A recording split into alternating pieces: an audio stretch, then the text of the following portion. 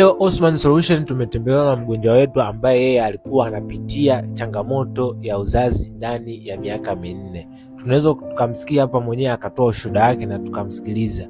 Ilikuwa changamoto anapitia ilianzaje na mpaka kwa sasa alipofikia. Tunaweza tukamsikiliza.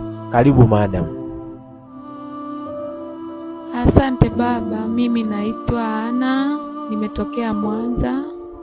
Nilikuwa na changamoto ya uzazi wa miaka 4. Lakini nashukuru Mungu, baada ya kutumia hizi dawa zako nilikupata kupitia TikTok.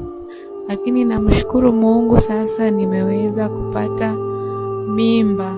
Sasa nina mimba ya miezi 2 sasa.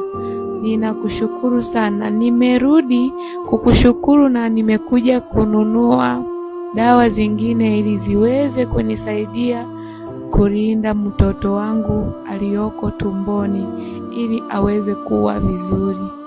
Asante dokta, ninakushukuru sana kwa huduma yako.